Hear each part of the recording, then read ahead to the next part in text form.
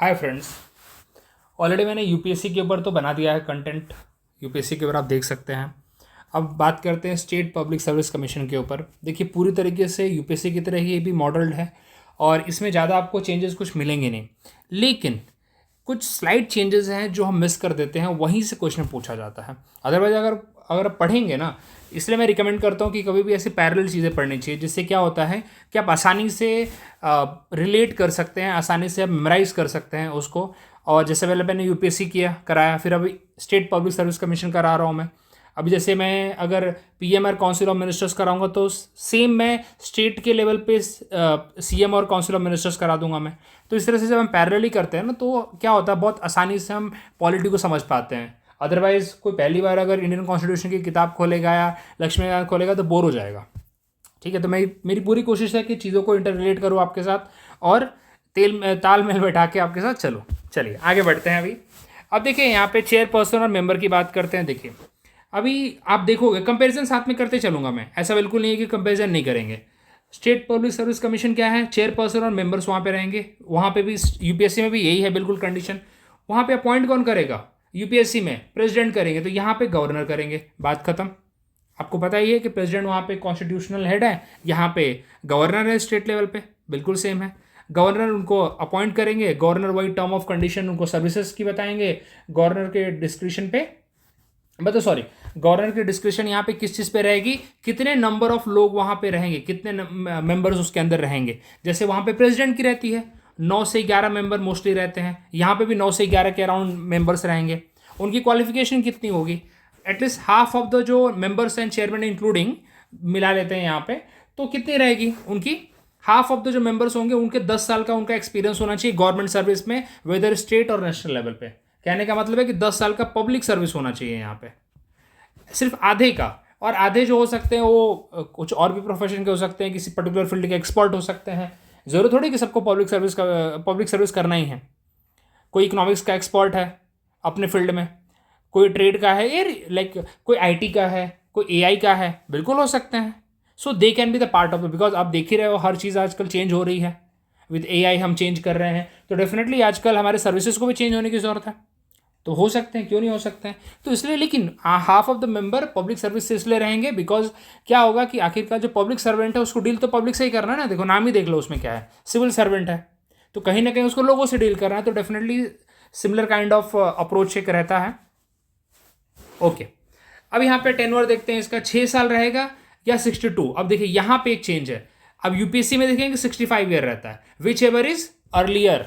Which ever is earlier का मतलब क्या होता है कि देखिए, कोई पर्सन है जिसकी उम्र भाई 60 साल की हो गई है और उसको आपने बनाया है बिहार पीसीएस का चेयरमैन। अब मैं एग्जाम्पल लेके बताता हूँ, बिहार पीसीएस इसलिए लेता हूँ, बिहार ज़्यादा ही क्लोज है मेरे साथ, मैंने खुद उसकी तैयारी की है, लेकिन इस लेवल का करप्शन है वहाँ पे कि क्या ही बोले।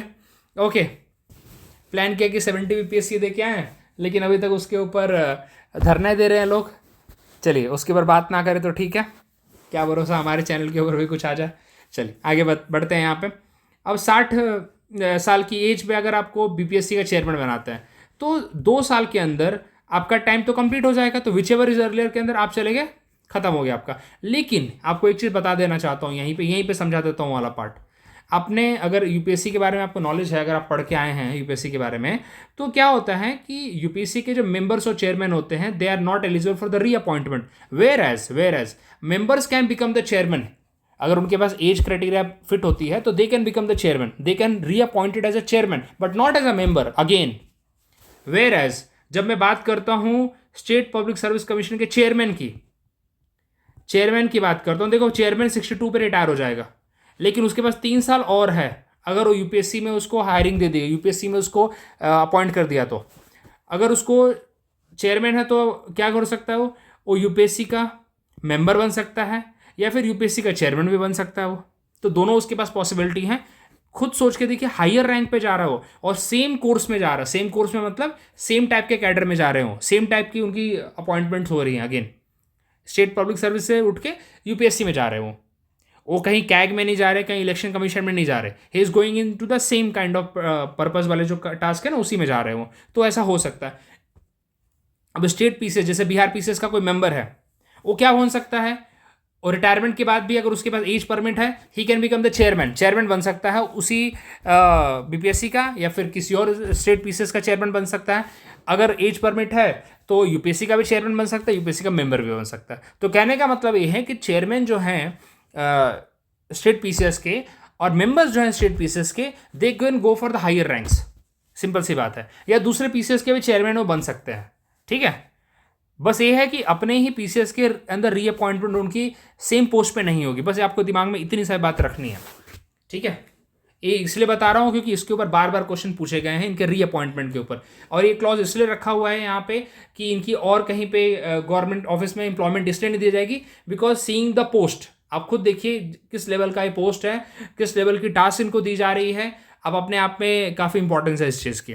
ऑल दो स्टेट पीसेस वाले तो बिल्कुल भंगार हो चुके हैं, किसी लेवल पे किसी भी लेवल पे इन्होंने डेकोरम मेंटेन नहीं करके रखा है। इनके ना एग्जाम कंडक्ट होते हैं टाइम पे, ना इनके अंदर ट्रांसपेरेंसी है, बिल्कुल नहीं बोल सकते, बिल्कुल भरोसा उठ गया अभी स्टेट पीसेस से। तो बहुत सारे स्टेट पीसेस हैं, एक ही नहीं है, इनके एग्जाम्पल्स बहुत हैं। चलिए अब इसके ऊपर नहीं जाएंगे, मॉरल ज्ञान हो जाएगा ज़्यादा, थोड़ा टेक्निकल के ऊपर ही रहते हैं। टेक्निकल ज्ञान ठीक है अभी के लिए, मॉरल ज्ञान तो आप खुद समझते हैं। ओके, अब इनको, हाँ, इनका रिमूवल कौन करेगा, इनका रिमूवल कौन करेगा? देखिए हटाने का काम इनको करेगा प्रेसिडेंट। ये भी एक बहुत बड़ा हैक है यहाँ पे, क्योंकि हमको लगता है कि यार हटाने का काम तो गवर्नर का होना चाहिए, कि गवर्नर इनको अपॉइंट कर रहा है। नहीं भाई, यहाँ पे चेंज है, इनको हटाने का काम करेगा प्रेसिडेंट। लेकिन ये लोग रेजिग्नेशन किसको देंगे? They will give resignation to the governor. Governor को ये लोग रेजिग्नेशन देंगे, वेयर एज इनका रिमूवल प्रेसिडेंट के द्वारा होगा। यूपीएससी में क्या होता है, रिमूवल भी प्रेसिडेंट ही करता है और रेजिग्नेशन भी प्रेसिडेंट को दिया जाता है। तो इसलिए मेरा रिकमेंडेशन आपको रहेगा कि कभी भी आप यूपीएससी और स्टेट पीसीएस का टॉपिक पढ़ें तो थोड़ा सा एक टेबल बना लें कंपैरिजन के लिए, ज़्यादा इजी रहेगा। ओके, अब कौन से बेसिस पे इनको रिमूव किया जा सकता है? वही सारे बेसिस है जो यूपीएससी के लिए हमने पढ़े हैं, ठीक है, वही सारे बेसिस हैं।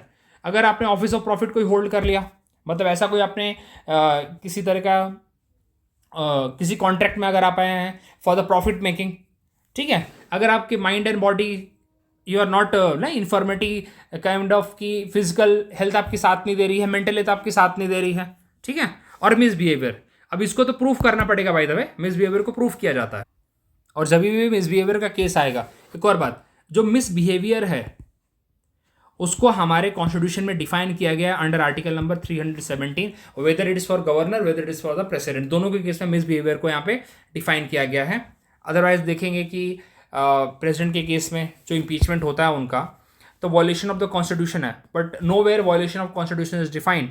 अदरवाइज अगर आप देखेंगे ऑफिस ऑफ प्रॉफिट का टर्म अभी तक डिफाइंड नहीं है, it is left to the parliamentarian और लेजिस्लेचर कि उसको टाइम टू टाइम पे उसका डेफिनेशन चेंज करते रहते हैं at their own will. Simple सी बात आपको बोलो तो अपनी मर्जी के हिसाब से वो लोग बदलते रहते हैं।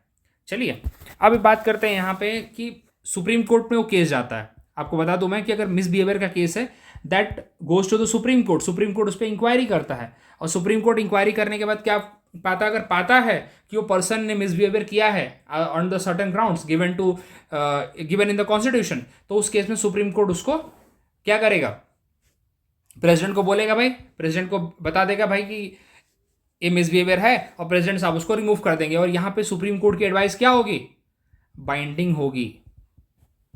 तो ये बात याद रखिए, removal will be done by the president, whether resignation will be given to the governor. ये अलग से आप नोट डाउन करिए, ठीक है। अब यहाँ पे एक बात और कि और क्या केस है, इंसॉल्वेंट वाला केस है, बताया आपको इंसॉल्वेंसी क्यों इंपॉर्टेंट, ये टर्म क्यों रखा गया है। देखिए अब ऐसे पोस्ट पे है ना जहाँ पे आपको डेकोरम मेंटेन करना है, जहाँ पे आपको ये मेक श्योर करना है कि जो बच्चों का एक तरह से भविष्य, बेसिकली भविष्य की बात हो रही है यहाँ पे, आप उनकी रिक्रूटमेंट की बातें कर रहे हैं, उनका भविष्य उनसे जुड़ा हुआ है। अगर वहाँ पे अगर आप कुछ तालमेल बिगाड़ेंगे तो डेफिनेटली फिर वो हमारे देश के भविष्य के साथ खिलवाड़ हो सकता है, उस राज्य के भविष्य के साथ खिलवाड़ हो सकता है। तो इसीलिए आप जिस पोजीशन पे बैठे हैं और उस जगह पे बैठे बैठे अगर आप हो जाते हैं, इंसॉल्वेंट हो जाते हैं, इंसॉल्वेंट मतलब एक तरह से ना बैंकरप्ट हो जाते हैं, आपके पास पैसा ही नहीं है, तो डेफिनेटली आप इस माइंडसेट से, आप इंडियन माइंडसेट को देख समझिए, अगर आप कि वैसी पोजीशन पे आप बैठे हैं जहाँ से आप क्या बेच सकते हैं, आप पेपर बेच सकते हैं, सीधी बात करो तो आप पेपर बेच सकते हैं, आप क्वेश्चन लीक कर सकते हैं। किसको करेंगे, कोचिंग अकेडमीज को करेंगे। और जनरली ऐसा हमारे मेंबर्स, स्पेशली बोलो स्टेट पीसीएस के मेंबर्स ने तो बहुत बार किया भी है, टू वेरी फ्रैंक मैं बोलना नहीं चाहता, but yes they have done it. Okay, तो just for the making money and all ये सब करते हैं। अदरवाइज ऐसे ही थोड़ी पेपर लीक हो जा रहा है, कहीं ना कहीं से तो कोई ना कोई सोर्स होगा ही। ओके, तो चलिए इसके ऊपर बात नहीं करें, बट हाँ इंसॉल्वेंसी का यहाँ पे क्राइटेरिया रखा हुआ है कि अगर आप इंसॉल्वेंट हो जाते हैं while being in the office, आपको रिमूव कर दिया जाएगा, और वो वाला केस आपको सुप्रीम कोर्ट तक नहीं जाएगा। सुप्रीम कोर्ट में सिर्फ मिसबिहेवियर वाला केस जाता है, जहाँ पे उसको प्रूफ करना पड़ता है, और इसलिए रखा गया है कि देखिए अगर मिसबिहेवियर है तो सामने वाले को मौका मिलना चाहिए अपने आप को डिफेंड करने के लिए, तो उस टाइम पे अपने आप को डिफेंड कर सकता है वो। और जब तक ये पूरा प्रोसेस चल रहा होता है, जब तक सुप्रीम कोर्ट में केस चल रहा है, तब तक प्रेसिडेंट चाहे तो उस पर्सन को सस्पेंड कर सकता है। अच्छा, यहाँ पे गवर्नर कर सकता है, मैं मिस्टेक, यहाँ पे गवर्नर कर सकता है, ठीक है। तो यहाँ पे प्रेसिडेंट और गवर्नर में थोड़ा कंफ्यूजन आपको रहेगा, एक दो बार पढ़ेंगे आपको याद हो जाएगा। चलिए, सिक्योरिटी ऑफ द टेन्योर, भाई ऑफकोर्स इतनी बड़ी पोजीशन में बैठे हैं, प्रेसिडेंट के विल पे तो हटाया नहीं जा सकता ना इनको, कि प्रेसिडेंट बोलेगा चलो चलो उठो, तुम लोगों ने मेरे हिसाब से काम नहीं किया, या पीएम के हिसाब से काम नहीं किया, सीएम के हिसाब से काम नहीं किया, बिल्कुल ऐसा नहीं होगा। तो जो इनको सर्विस कंडीशन है, जो इनको पेमेंट दी जा रही है, वो सब की सब फिक्स की रहती है, ऐसा नहीं कि बदली जाएंगी, मतलब बढ़ सकती है घट नहीं सकती है, पहली बात है, not to their disadvantage. Okay, उस पर कमी नहीं की जाएगी। साथ ही साथ इनको पैसा कहाँ से आएगा, इनको सैलरी कहाँ से आएगी, they will get the money from the consolidated fund of the state. Okay, और यूपीएससी को कहाँ से मिलता है, यूपीएससी के मेंबर्स को कहाँ से दिया जाता है, from the consolidated fund of the this India. Okay, बोलते बोलते गला सूख रहा है। ओके, तो यहाँ पे ये चीज़ है, फाइनेंशियल इंडिपेंडेंस वही है यहाँ पे पैसे के ऊपर, they are getting the money from the consolidated fund of the state. Okay, तो इससे क्या होता है, इससे एक तरह से इनकी इंडिपेंडेंस बनी होती है, इसमें कोई इंटरफेरेंस नहीं होता है। अगेन इनके अपॉइंटमेंट पे भी केस डाल रखा है कि भाई आप नॉट अपॉइंट किए, मतलब अपॉइंट नहीं किए जाएंगे, आपको कोई दूसरी आपको एम्प्लॉयमेंट नहीं दी जाएगी। लेकिन क्या ये लोग गवर्नर बन सकते हैं आगे चल के किसी राज्य का, बिल्कुल बन सकते हैं। क्या इन फ्यूचर लोग प्रेसिडेंट बन सकते हैं, बिल्कुल बन सकते हैं, दे कैन बिकम, बिकॉज एक सारी की सारी कॉन्स्टिट्यूशनल पोस्ट है। आप देखिए, गवर्नर एक कॉन्स्टिट्यूशनल पोस्ट है, प्रेसिडेंट एक कॉन्स्टिट्यूशनल पोस्ट है, तो इसीलिए कॉन्स्टिट्यूशनल पोस्ट बिल्कुल आप इन फ्यूचर जाके ले सकते हैं, whether is you will never get the employment in the government office. Okay, और आपको तो यहाँ पे बताया सेम पोस्ट पे भी आप वापस से रीअपॉइंट नहीं होंगे, अगर आप रीअपॉइंट होंगे तो हायर पोस्ट पे होंगे, वही आपको बार बार बता दिया मैंने। However the chairman can be appointed as a chairman और मेंबर ऑफ द यूपीएससी और अनदर एसपीएससी, जैसे बिहार वाला यूपी का चेयरमैन बन सकता है। ओके, तो ये सारी चीज़ें हैं, तो इसके ऊपर काफ़ी डिस्कशन हमने कर लिया। इसके ऊपर बहुत क्वेश्चन आते हैं, इसलिए इसको इतना डिटेल में समझाना बहुत ज़रूरी है, क्योंकि यही से घुमा फिरा के क्वेश्चन पूछे जाते हैं और इसी में हम कंफ्यूज हो जाते हैं। तो बिल्कुल हमें ऐसा नहीं करना है, इसको एक दो बार पढ़ेंगे लिखेंगे तो याद हो जाएगा आपको। क्या फंक्शन होता है, they are the called watchdog of the merit. State public service commission की भाई एग्जाम कंडक्ट कराना है, स्टेट लेवल के जो एग्जाम्स होते हैं दे विल कंडक्ट। साथ ही साथ अब देखिए यूपीएससी का भी अपनी एक कंसल्टेटिव बॉडी है, यूपीएससी के भी अपने कंसल्टेटिव रोल है।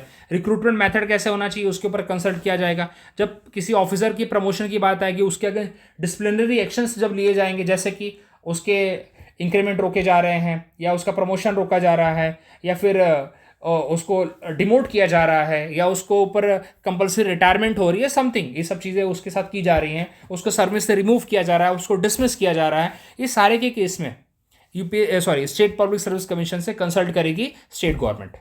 जैसे कि आपको बताता हूँ, अभी जो पूजा खेड़कर वाला केस आया था, उनको रिमूव करने से पहले या फिर जो भी उसके उनके ऊपर जब केसेस लगाए गए, यूपीएससी से हर बार कंसल्ट किया गया। सो जब भी किसी ऑफिसर के ऊपर ये सब करप्शन के अगर कोई चार्जेस आ गए, तो in that case UPSC is a consultative body, UPSC से कंसल्ट किया जाता ही जाता है। ओके, कभी भी डिसिप्लिनरी एक्शन की जब बात हो रही है तो। साथ ही साथ अपॉइंटमेंट के टाइम पे, ट्रांसफ़र के टाइम पे, ओके, तो इसके इन सब केसेस में डेफिनेटली यूपीएससी से कंसल्ट किया जाता है। ओके, तो ये सब बातें हैं, हमें पता होनी चाहिए। लिमिटेशन क्या है इनकी, वही डिसिप्लिनरी मैटर, ये सब चीज़ें हैं यहाँ पे। Legal and pension matter, of course ही बात है कि कितना क्लेम है इनका अपने पेंशन पे एंड एवरीथिंग। अगर कोई इनको इंजरी हो गई है तो कितना इनको कंपनसेशन मिलना चाहिए, एवरीथिंग, ऑल दिस मैटर्स, ठीक है। हाँ, एक और बात, they give the annual report to the governor, और गवर्नर क्या करता है, governor will submit to the state legislature. और स्टेट लेजिस्लेचर अगर इनकी कोई एडवाइस नहीं मानती है, तो state legislature has to give in the return why they are not accepting the advice of the state public service commission. Okay, तो ऐसा नहीं कि आप इनकी एडवाइस को ऐसे ही एक्सेप्ट, मतलब नॉन एक्सेप्टेंस में डाल देंगे, बोले हटाओ, they have to give the reason, क्योंकि ये अपने एडवाइस देते हैं ना, वैसे they are the advisory body. ऐसा नहीं है कि ये जो ये एडवाइस करेंगे वो बाइंडिंग होगा, बिल्कुल नहीं है। It is advisory body, same as UPSC is also advisory body. UPSC अपना रिपोर्ट देती है प्रेसिडेंट को, president submit in the parliament, parliament में डिस्कशन होता है, and whatever recommendation if parliament does not accept, parliament has to give in the return that why we are not accepting your recommendations. Okay, चलिए आगे बढ़ते हैं। Whether UPSC advice is not followed must be explained in the report, वही बताया आपको मैंने। Limitation क्या है भाई, देखिए ट्रेनिंग, पेमेंट, रिजर्वेशन पॉलिसी, अब इसमें थोड़ी इनका रोल रहेगा भाई। गवर्नमेंट को कितना रिजर्वेशन रखना है ये सब गवर्नमेंट डिसाइड करेगी, ठीक है। कौन सी पोस्ट रखनी है ये गवर्नमेंट डिसाइड करती है। गवर्नमेंट, देखिए आप अगर देखेंगे ना कि बहुत सारे मिनिस्ट्रीज के इधर से पोस्ट आते हैं गवर्नमेंट को, फिर गवर्नमेंट यूपीएससी को भेजती है। जैसे आपने बीपीएससी को अगर फॉलो किया होगा तो देखा होगा कि टाइम टू टाइम पे पोस्ट इंक्रीज हो रही थी, तो मिनिस्ट्रीज से अलग अलग तरह से पोस्ट आती हैं इनको, तो इनका इसमें कोई रोल नहीं होता है। ओके, ऑल्दो ये अलग बात है कि इनको 14 दिन पहले सब चीज़ें बता दी जाती हैं अगर कुछ भी उसमें चेंजेस किए जाते हैं तो। ओके, अदरवाइज ऐसा कुछ नहीं है इनका। Advisory role again not binding on the government. ये है कि स्टेट विजिलेंस कमीशन एक बॉडी है, इसको हम अलग से डील करेंगे। स्टैट्यूटरी कमीशन है वैसे, मतलब ये कॉन्स्टिट्यूशनल बॉडी नहीं है। इसको इसलिए बनाया गया था कि जो हमारे ऑफिसर्स हैं भाई अगर करप्ट होते हैं तो in that case state vigilance commission will take strict action. Central vigilance commission हमें देखने को मिलता है सेंट्रल लेवल पे, स्टेट विजिलेंस कमीशन हमें देखने को मिलता है स्टेट लेवल पे। इसको बनाया गया था 1964 में। पर्पस यही था to take the disciplinary action against the civil servant अगर ऐसा कुछ करप्शन करते हैं तो। बट यहाँ पे क्या होता है, कॉन्फ्लिक्टिंग इंटरेस्ट हो जाता है between the state public service commission and the state vigilance commission. ये थोड़ा सा एक समस्या हमें देखने को मिलती है, ठीक है। Because state public service commission क्या बोलता है, वी आर द कॉन्स्टिट्यूशन वाली body, we have the such constitutional body है हम लोग, तो हमारा ज़्यादा पावर है यहाँ पे। तो ये सब चीज़ें हमें देखने को यहाँ पे मिलती है। बट वेयर एज हमारा पर्पस इसमें इतना नहीं है, ज़्यादा करके एग्जाम में उतने पूछे नहीं जाते हैं, ठीक है। क्योंकि at the end state PSC है उसका जो रिकमेंडेशन है वो ज़्यादा माना जाता है, उसको प्रेफरेंस दिया जाता है over the state vigilance commission. Okay, चलिए अब यहाँ पे एक छोटा सा टॉपिक और है जिसके ऊपर रेयरली क्वेश्चन पूछा जाता है, लेकिन हमारा काम है कि हम उसको कवर करें विदाउट इग्नोरिंग इट। वो है joint public service commission, JSPSC, ठीक है। इसको देखते हैं ज़रा। पहले ये समझते हैं कि इसको बनाने की क्या ज़रूरत है, मतलब joint state public service commission के बनाने की क्या ज़रूरत है। और एक और बात, it is not a constitutional body, इसको जब ज़रूरत पड़ती है तब बनाया जाता है। ओके, और पर्पज़ ये है कि for the like catering that particular ना, उस टाइम डिमांड क्या है फॉर द पर्टिकुलर स्टेट्स। जैसे ज़रूरत तब पड़ती है जब 2 या 2 से ज़्यादा स्टेट जब नए नए बने होते हैं और उनकी डिमांड को कैटर करना होता है। तो इसलिए यहाँ पे अभी देखिए, जो अभी आंध्रा और तेलंगाना, जब तेलंगाना बना तो तेलंगाना में अभी अगर उस टाइम पे सारी की सारी एडमिनिस्ट्रेटिव यूनिट सेटअप थोड़ी हुई है, तो इन दैट केस यहाँ पे वो रिक्वेस्ट कर सकते हैं दैट पार्लियामेंट से कि भाई हमारे लिए आप एक joint public service commission setup कर दीजिए जो आंध्रा के लिए भी एग्ज़ाम कंडक्ट कर लेगा और तेलंगाना के लिए भी कर लेगा। वैसे एक बार हुआ था 1966 में जब पंजाब और हरियाणा सेपरेट हुए थे, तो in that case it was made for the same purpose, ठीक है। और उसमें रिक्वेस्ट करते बेसिकली स्टेट लेजिस्लेचर रिक्वेस्ट करते हैं to the parliament, to the basically president, तो यहाँ पे इसको सेटअप किया जाता है। पार्लियामेंट उसके लिए लॉ पास करती है, उसको सेटअप किया जाता है। इसके चेयरमैन को अपॉइंट करने की ड्यूटी होती है प्रेसिडेंट की, प्रेसिडेंट उसको रिमूव कर सकता है। अभी ये समझिए, इसको याद करने का तरीका है कि अभी देखिए 2 स्टेट है, एक समझ लिए हरियाणा, एक समझ लिए पंजाब। अब दोनों के गवर्नर तो इसका अपॉइंट नहीं कर सकते ना, इसलिए इस चीज़ों को सॉल्व करने के लिए बोला कि भाई इसके जो चेयरमैन होंगे और मेंबर्स होंगे उसको अपॉइंट करेंगे बाय द प्रेसिडेंट। लॉजिक खत्म, सिंपल सी बात है, ऐसे दिमाग में रखना है इसको। रिमूव भी प्रेसिडेंट ही करेंगे और अपॉइंट भी प्रेसिडेंट ही करेंगे। वैसे इस अपॉइंटमेंट यहाँ पे टेम्प्रेरी पीरियड के लिए होती है जब तक आप ज्वाइंट पब्लिक सर्विस कमीशन को आपने बना के रखा हुआ है, सिंपल एज दैट। ओके, बस आपको दिमाग में रखना है, सारे के सारे काम ये वही करेगा जो स्टेट पब्लिक सर्विस कमीशन कर रहा है, लेकिन तब तक फॉर द टाइम पीरियड, जब तक 1 साल 2 साल जितने भी दिन के लिए इसको बना के रखा हुआ है, ठीक है। वही इसके term of service again president decide करेंगे। हाँ, एज कितनी होगी, 62 ईयर और 6 ईयर, बिकॉज स्टेट के लिए काम कर रहा है, तो दिमाग में रखिए कि स्टेट के जो क्राइटेरिया है वही इसके लिए भी रहेंगे। अगेन इंडिपेंडेंटली काम करेगा, वही सारे रूल्स एंड रेगुलेशन यहाँ पे भी रहेंगे। रिक्रूटमेंट करने का काम रहेगा यहाँ पे, एडवाइजरी रोल रहेगा, अगेन वही recruitment, promotion, transfer of civil servant, everything. All the state public service commission की जो ड्यूटी होती है, all the duties they do, ठीक है, all the power and privileges they have but only for the temporary period. Simple सी बात, आपको ये बात आपको बता देता हूं मैं। और ये अपना एनुअल रिपोर्ट किसको देंगे? They will give annual report to the governors. 2 state के लिए बने हैं, 3 स्टेट के लिए बने हैं, जितने भी स्टेट के लिए बने उनके गवर्नर्स को लोग अपना रिपोर्ट सबमिट करेंगे। दैट्स ऑल, इतना ही है इसमें, और बाकी तो ऐसा कुछ इसमें नहीं है। ठीक है, और इनको वही सस्पेंड और remove by the president of India, और रेजिग्नेशन भी लोग अपने प्रेसिडेंट ऑफ इंडिया को ही देंगे। दैट्स ऑल, इतना पार्ट है इसके अंदर। इसको आप गो थ्रू करेंगे एक बार, अगर बुक के साथ करेंगे आपको देखेंगे तुरंत समझ में आ जाएगा और याद भी हो जाएगा। तो अगर आप पढ़ें तो साथ में लक्ष्मीकांत को रेफर करिए, आपको सब याद हो जाएगा, इस बात की मैं गारंटी देता हूँ। इतना मैंने लेवल पे आपको पढ़ाने की कोशिश की है। चलिए मिलते हैं अगले वीडियो में अगले कॉन्स्टिट्यूशनल बॉडी के साथ। Thank you very much.